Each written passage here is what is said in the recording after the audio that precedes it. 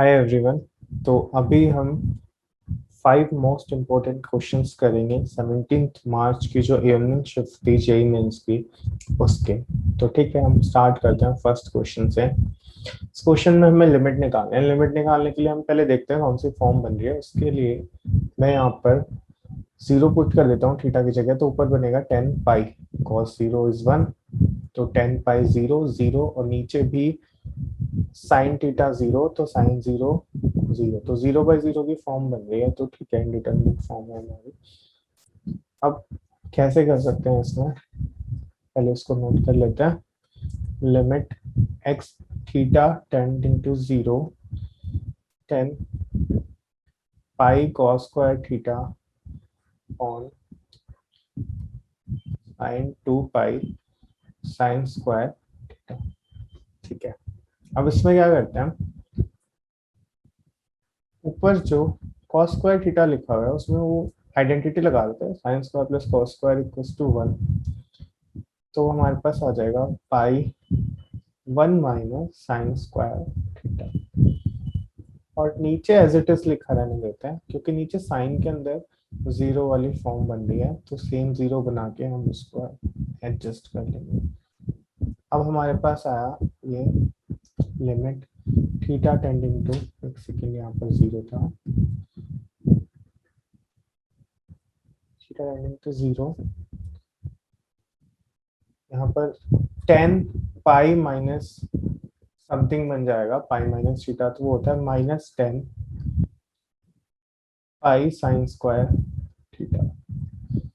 और सिमिलरली यहाँ पर देखो, हमें क्या करना है, 10 के अंदर जीरो बन रहा है, तो सेम जीरो नीचे चाहिए। ठीक है, उसको बाद में आगे मल्टीप्लाई भी कर देंगे, पहले इसको एडजस्ट कर लेते हैं।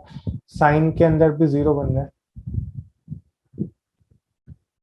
तो साइन 0/0 वाली फॉर्म बनाएंगे। सेम जीरो चाहिए लेकिन हमें, तो इस टाइप से कर सकते हैं, उससे ही ऊपर मल्टीप्लाई करते हैं। अब जो हमने एक्स्ट्रा मल्टीप्लाई डिवाइड करे थे उनको एडजस्ट कर दें, 2 पाई साइन स्क्वायर थीटा। ठीक है, अब इसमें देखो, tan 0/0 भी 1 होता है और साइन 0/0 भी 1 होता है। ये दोनों 1 हो गए। यहाँ पर पाई से पाई कैंसिल हो गया, साइन स्क्वायर से साइन स्क्वायर कैंसिल हो गया, तो हम एक माइनस बचा हुआ था, ये दोनों 1 हो गए, तो हमारा आंसर आ जाएगा -1/2।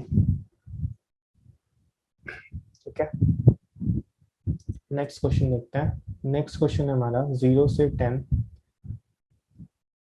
साइन 2 पाई x का ग्रेटेस्ट इंटीजर ऑन ई की पावर, इसको मैं x minus greatest integer of x को लिख सकता हूँ फ्रैक्शनल पार्ट ऑफ x।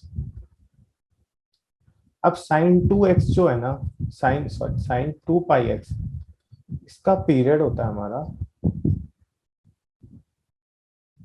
इसका पीरियड होता है 1। कैसे, जैसे साइन के एक्स का हमारा, साइन के एक्स का होता है 2 पाई/k, तो k की जगह 2 पाई रख दो तो 1 हो जाएगा।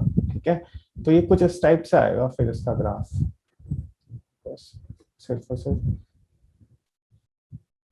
एक ही इसमें बना देता हूँ मैं खाली, यहाँ पे 1 आएगा, 1 के बाद वापस से रिपीट होना है ना इसको, और हाफ आएगा। ठीक है, तो इसके नीचे ये -1 है, नीचे वाला ये 1 है, ये माइनस। तो हमें पता चल गया कि ये जो है ये पीरियोडिक है। अच्छा, ई की power fractional part of x जो है वो भी पीरियडिक है, और फ्रैक्शनल पार्ट ऑफ एक्स का ही पीरियड जो होता है वही ई की power fractional part of x का हो जाएगा। तो फ्रैक्शनल पार्ट ऑफ एक्स का एक पीरियड होता है 1, तो ई की power fractional part of x का पीरियड भी 1 हो जाएगा। ऊपर जो लिखा हुआ है greatest integer of sine 2 pi x, वो भी रिपीट हो रहा है, उसका पीरियड भी कितना है 1। तो एक्चुअली ये 0 से 10 की बजाय हम इसको ऐसे लिख सकते हैं कि 10 टाइम्स 0 से 1 greatest integer of sine 2 pi x on e की power fractional part of x.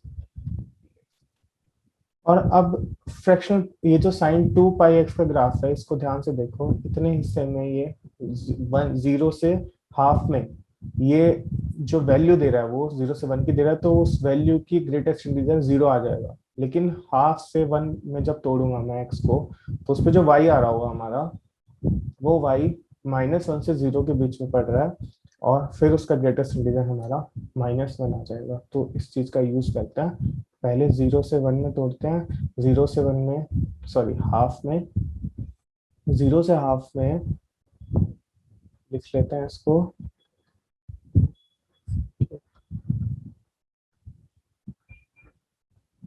फिर 10 बाहर लिखा रहने देते हैं, हाफ से 1 में साइन 2πx ऑन ई की पार्ट ऑफ एक्स। अब हमें ये पता है ये क्या हो जाएगा, ये तो आ रहा है 0, और ये हो रहा है हमारा -1, तो ये हमारे पास बचेगा इज इक्वल्स टू 10 टाइम्स 1/2 से 1 -1 अपॉन, हाँ एक और चीज है, 0 से 1 में e fractional part of x x की तरह बिहेव करता है, तो ई की power fractional part of x को ई की पावर एक्स लिख लेता है। तो ये आ गया -10 और 1/2 से 1 ई की पावर -x dx। तो इसको हमने सॉल्व करा, -1 वहां से भी आएगा, तो ई की पावर -x का जब इंटीग्रेशन करेंगे तो आ जाएगा हमारे पास एक्चुअली 10 इंटू ई की पावर -1 माइनस 10 इंटू ई की पावर -हाफ। अब हमें इसको कंपेयर करना है अल्फा बीटा गामा से, तो अल्फा क्या है, ई की पावर -1 का कोफिशिएंट, तो अल्फा आ गया हमारे पास 10, बीटा क्या है, बीटा ए की पावर -हाफ का कोफिशिएंट, तो वो आ गया -10, और इसके अलावा जो बचा था वो गामा होना चाहिए, लेकिन कुछ है नहीं, तो गामा 0 हो गया, और alpha plus beta plus gamma की वैल्यू आ गई इस पे 0। तो हमारा कौन सा ऑप्शन सही होगा, 4। अच्छा, पिछले वाले में भी हमने नहीं लगाया था, सेकंड सही होगा। नेक्स्ट क्वेश्चन पे आते हैं, ये थोड़ा लेंथी क्वेश्चन था, ठीक है, ट्रिकी भी था थोड़ा सा, इसको स्टार्ट करते हैं। इसमें देखो, देखने वाली चीज ये थी कि ये जो पार्ट है, ये जो पार्ट है और ये सेम है, इसमें हमें क्या करना है, हमारा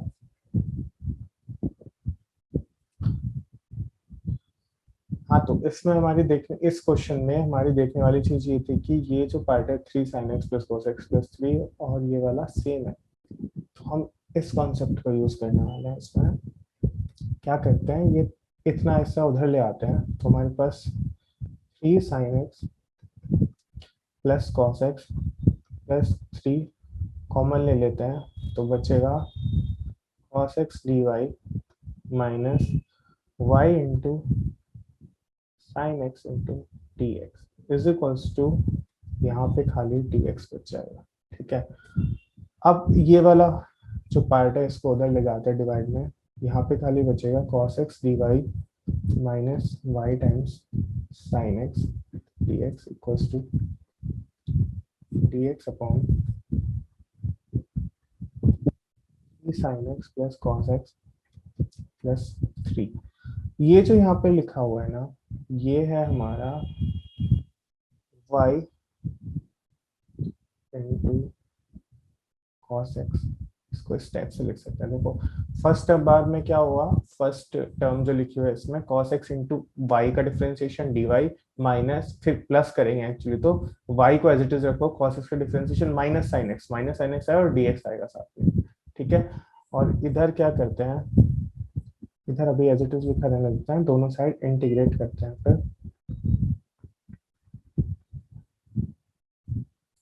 इंटीग्रेशन लगा देते हैं, तो ये तो हो गया हमारा y cos x, और यहाँ पे आ जाएगा, इस टाइप का इंटीग्रेशन हम कैसे करते हैं, हम tan x/2 वाले फॉर्मूला लगाएंगे, तो ये आ जाएगा हमारा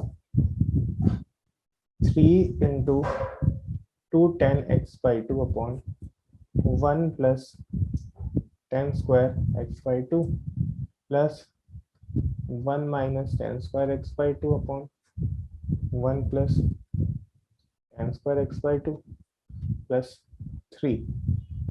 इसको सिंप्लीफाई कर लेते हैं, ऊपर आ जाएगा x square x/2 into d x, और नीचे बनेगा हमारा 2 tan स्क्वायर x/2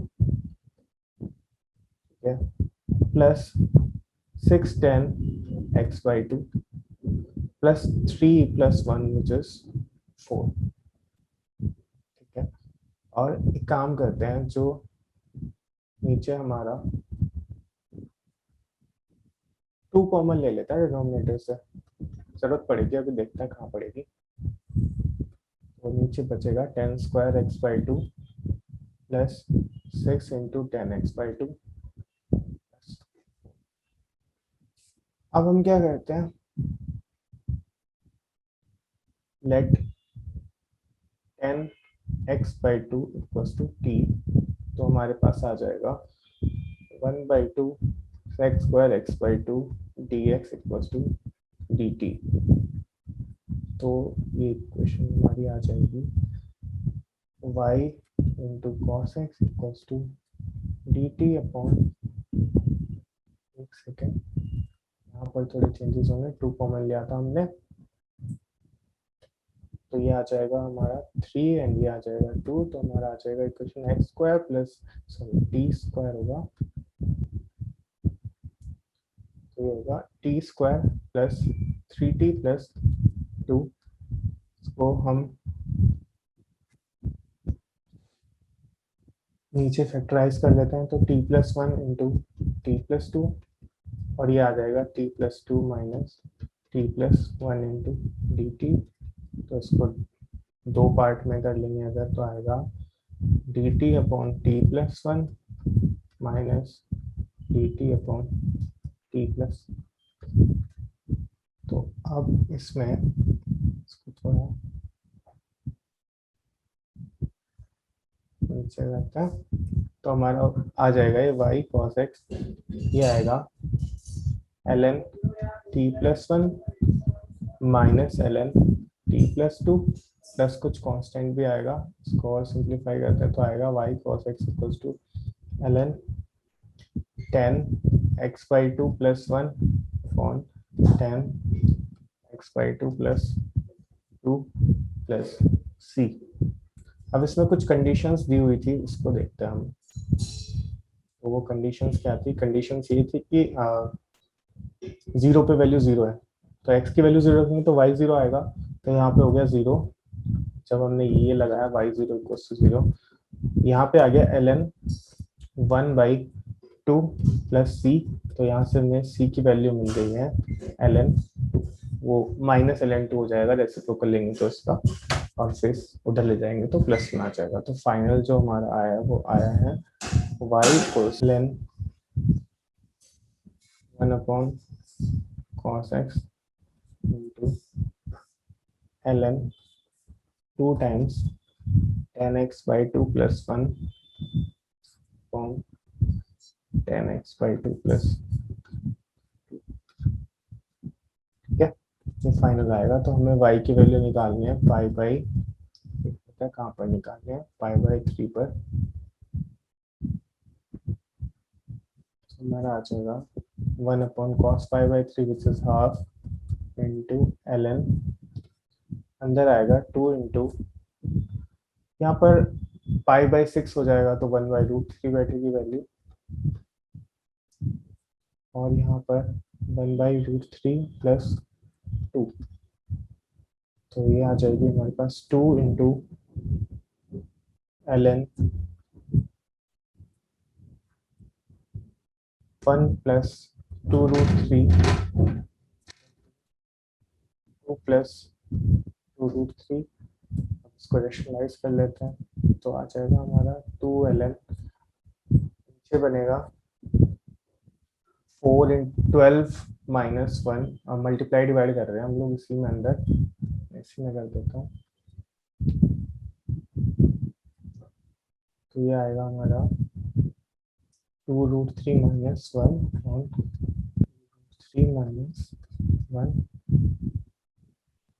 फाइनल हो गया ये, नीचे 11 आ जाएगा, ऊपर आ जाएगा 2 root 3 into 2 root 3 which is 12, then 2 root 3 plus 4 root 3 minus 2 root 3 which is 2 root 3 and minus 2। Final answer आ जाएगा 2 ln 10 प्लस रूट 3 अपॉन, तो ये है हमारा 10 प्लस 2 रूट 3 अपॉन 11, तो थर्ड ऑप्शन करेक्ट हो जाएगा इसमें। काफी लेंदी था ये, ठीक है, टफ नहीं था बेसिकली, इसकी टफनेस इसके लेंथ से आ रही थी, जितने ये टाइम लग रहा है इसमें, टाइम कंज्यूमिंग बहुत ज्यादा है, टफनेस लेवल उतना ज्यादा नहीं है। ठीक है, ये स्टैंडर्ड क्वेश्चन है, अगला एकदम सैंडविच थ्योरम से हो जाएगा बहुत इजीली।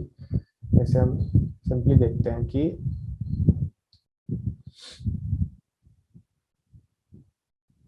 तो हमारे पास ये इस टाइप की चीजें दी हुई हैं, greatest integer of r, greatest integer of r हमेशा आर माइनस 1 से बड़ा होगा और आर से छोटा होगा। Similarly greatest integer of 2r minus 1 से छोटा होगा, सॉरी 2r से छोटा होगा, और 2r माइनस 1 से बड़ा होगा। इस टाइप से लिखते जाते हैं हम।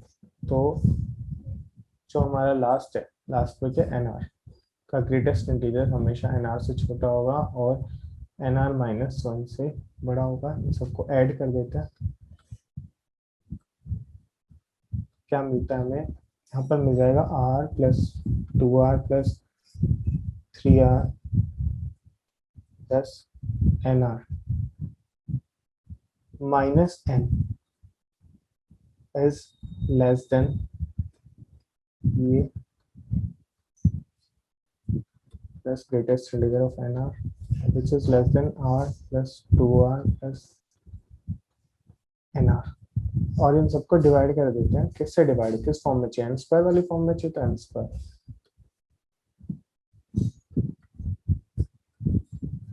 इसका नाम रख देते हैं फंक्शन ऑफ n,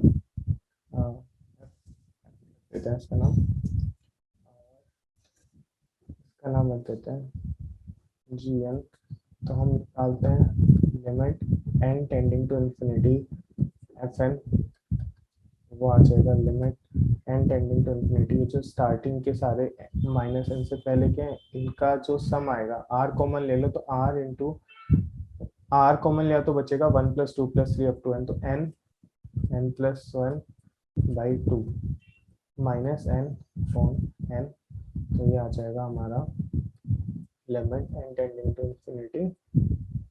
ये पहला आएगा r बाई 2, फिर दूसरा आएगा r by 2n minus, sorry n square है यहाँ पर, माइनस 1 बाई n। n की वैल्यू इंफिनिटी डालेंगे, लास्ट वाले दोनों जीरो हो जाएंगे, तो इसकी वैल्यू आ जाएगी r बाई 2। सिमिलरली जो हमारा gn था उसमें सेम काम करते हैं, तो ये आ जाएगा हमारा, वो सिंपल है, उसमें r की वैल्यू कॉमन लेंगे तो बाकी यही बचेगा n plus 1 by 2 into n square. तो ये सेम हो जाएगा पिछले बार की तरह, पहला आ जाएगा हमारा r by 2 plus r by 2n, n की वैल्यू इन्फिनिटी डालेंगे तो सेकंड वाला जीरो हो जाएगा r बाई 2। तो ये हमारा सैंडविच थ्योरम लगा के हम ये बोल सकते हैं कि जो ये वाला पार्ट है इसकी limit n tending to infinity भी क्या होगी, r बाई 2, ये r plus 2r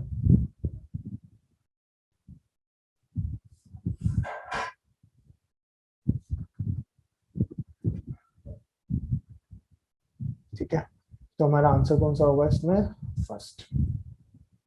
last question रहता है, इसमें हमें fx की कुछ वैल्यू दी हुई है और एक ये कंडीशन दी हुई है कि fx जो है वो 0 से x ft dt के इक्वल है। यहाँ से हम ये बता सकते हैं कि f डैश x जो होगा वो होगा हमारा fx के इक्वल, डिफरेंशिएट कर देंगे लेबनिज़ थ्योरम लगा के। तो जो हमारा जो एक्सप्रेशन की वैल्यू पूछी हुई है इसमें 0 से 1, इसमें f डैश x की जगह हम लिख सकते हैं fx, फिर दूसरा भी fx हो गया e की पावर x dx, तो ये आ जाएगा 2 टाइम्स 0 से 1 इंटीग्रेशन fx इंटू e की पावर x dx। अब fx क्या है, fx दिया हुआ है e की power minus x sin x, तो e की पावर x कैंसिल हो जाएगा, तो हमारे पास बचेगा खाली 2 0 से 1 और sin x dx। इसको इसको करते हैं -2, साइन एक्स का इंटीग्रेशन माइनस कॉस एक्स आएगा 0 से 1, तो ये आ गया हमारा 2 टाइम्स 1 माइनस कॉस 1। ठीक है, अब ये वैल्यूज कहाँ से आएंगी, इसके पीछे बस छोटी सी ट्रिक है। यहाँ तक तो बहुत इजी लग रहा होगा, हमें कुछ नहीं है इसमें करने में, बट इसके बाद ये वैल्यूज कहाँ से आएंगी, उसके लिए हमें cos x का एक्सपेंशन पता होना चाहिए। तो जैसे यहाँ पर मैंने ये लिखा है, ठीक है, ये कहाँ से कहाँ तक आने वाली है हमारी, इसके लिए cos x का एक्सपेंशन लेते हैं। cos 1 को एक्सपेंड कर दो तो आएगा, क्या होता है cos 1 का एक्सपेंशन, cos 1 का एक्सपेंशन होता है 1 minus x square by 2 which is 1 square by 2 factorial plus 1 square by 4 factorial. ये यहीं तक लिखना है, क्यों लिखना है अभी समझ आ जाएगा हमको। तो यहाँ पर लिखना है 2 1 minus 1 square by 2 factorial plus by 4 factorial के एन माइनस 1, सॉरी 1 की पावर 4 होगा यहाँ पर, ठीक है, और यहाँ पर 1 की पावर 6 बाई 6 फैक्टोरियल, यहीं तक ही लिखना है। ठीक है, अब क्या कर दें, इसको सिंप्लीफाई कर लो। ये वाला जो तुम्हारा एक्सप्रेशन आएगा ये बचेगा 1/2 माइनस 1/24, तो ये आ रहा है 1/2 माइनस 1/24, बाहर 2 भी है तो ये आ जाएगा 11/24, तो विच इज 11/12। ठीक है, और इधर के एक्सप्रेशन को सॉल्व करोगे तो आएगा, अंदर वाले को बताएं खाली अभी, तो 1/2 माइनस 1/24 प्लस 1/720, इसको एलसीएम लेते हैं तो 720, ये आ जाएगा 360 माइनस 30 प्लस 1, तो यहाँ पर आ रहा है 331/720। इसको हमें 2 से डिवाइड भी मल्टीप्लाई भी करना है, तो हमारा इस साइड आंसर आ जाएगा 3। ऐसा ही कुछ आंसर हमें, ये कहाँ तक जाना है अब ये समझ आ रहा होगा तुम्हें, आंसर उसी हिसाब से दिए हुए हैं।